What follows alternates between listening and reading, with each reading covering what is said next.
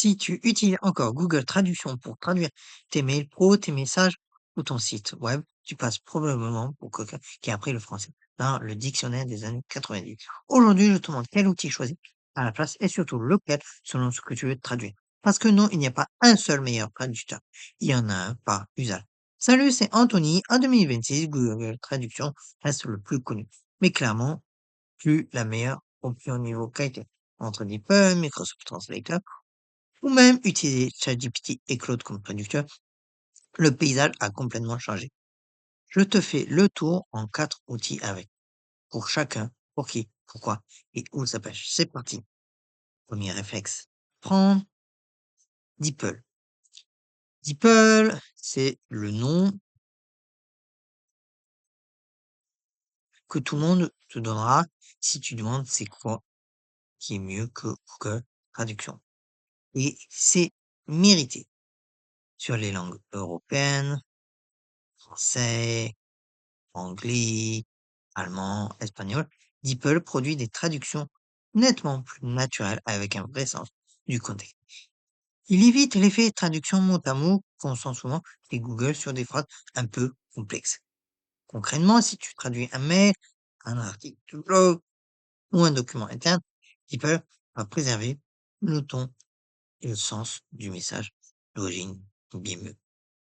La limite, c'est que pour la version gratuite, elle est calibrée pour du ponctuel. 1500 caractères par traduction en saisie manuelle et seulement 3 documents par mois. Pour un usage pro régulier, il faudra passer sur un abonnement payant. Donc c'est pourri pour les commerçants, les freelances, les pros qui traduisent des emails ou du contenu écrit en langue européenne. Donc on va tester un peu quand même.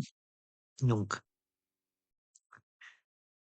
hop, que le captcha veuille bien se mettre, voilà. Donc bonjour, hop, je marque. Voilà. Bon, ça me met en allemand, bon, ça sera allô. Donc, vu que je l'ai pas fait d'avant, je ne sais pas, donc je vais mettre, par exemple, euh, de l'anglais, hop. Voilà, c'est parfait. Donc, alors, attention, je casse pas complètement Google Traduction. Il reste imbattable sur 2 points. Le nombre de langues supportées, avec plus de 240 aujourd'hui, largement au-dessus de DeepL. Et la polyvalence. Tu colles l'URL d'un site étranger, il te le traduit en un et en gardant la navigation. Le mode conversation en direct, la reconnaissance vocale bidirectionnelle, le mode en ligne sur le mobile, c'est hyper pratique en voyage ou en déplacement pour bien vivre. Donc, si tu as besoin de traduire un dialecte rare, un site complet ou de discuter en direct avec quelqu'un dans la rue, Google reste le couteau suisse. Par contre, dès que tu rentres dans du texte littéraire, juridique ou marketing, le site devient vite rigide. Donc, pardon, hop, on va tester, hop, bonjour. Bon, là, il me dit good morning. Bon, après, c'est tout à fait exact. On peut dire good morning, hello, hi, good afternoon, etc. Donc là, on peut écouter et voilà, on peut rechercher sur Google. Troisième option, souvent oubliée, Microsoft Translator, accessible via Bing Translator ou directement intégré dans Office, Teams, Edge. Sa qualité est comparable à Google et sur certaines langues comme l'allemand, il a même obtenu de meilleurs résultats que DeepL dans des études comparatives sans retouche nécessaire. Son vrai plus, c'est que la formule gratuite offre 2 millions de caractères par mois, contre 500 000 chez Google.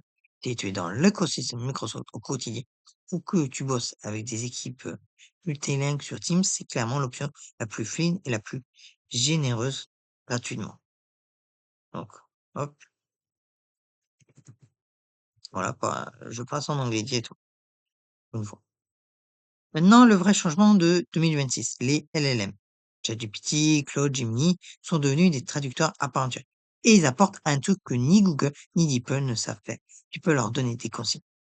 Traduis ce mail en anglais, temps formel, point, bien, US. Traduis ce texte en gardant un registre soutenu et littéral. Traduis en adaptant les expressions idiomatiques, pas au mot à mot. C'est plus un moteur de traduction automatique, c'est un traducteur à qui tu passes des instructions. Contre, ça reste moins rapide pour du gros volume ou de la traduction de site en anglais. C'est plutôt l'outil, pardon, ou du texte fait, du ton à respecter ou du contenu sensible niveau image de marque. Petit bonus pour les cas spécifiques, Reverso top pour moi des exemples contextuels réels utiles si tu apprends une langue. Lingui, pas un traducteur classique, mais un concordancier. Il te montre comment une expression a réellement été traduite dans des vrais documents. Papago, imbattable sur les pairs coréens, japonais, chinois. Si tu passes avec l'Asie de l'Est, teste-le. Il dépasse régulièrement Google sur ces langues. Yandex Translate, très bon sur les langues slaves, russe, ukrainien, polonais, mais à éviter pour des données confidentielles d'entreprise, vu que c'est un hacker russe. Donc, pour résumer en une phrase, il n'y a pas un meilleur traducteur. Il y a un, ben, un bon outil selon ton besoin. Du texte pro en langue européenne, DeepL. Un site entier ou une conversation directe, Google Traduction. Tu es sur l'écosystème Microsoft, ben Microsoft Translator. Tu veux du ton et du style sur Monsieur ChatGPT ou Claude. Une langue asiatique ou slave, ben Papago ou Yandex. Et si le sujet t'intéresse en vrai, genre traduire un site web pour les SEO ou automatiser ça en pro, dis-le-moi en commentaire, je peux faire une vidéo dédiée là-dessus. Like, abonne-toi et je te dis à la prochaine!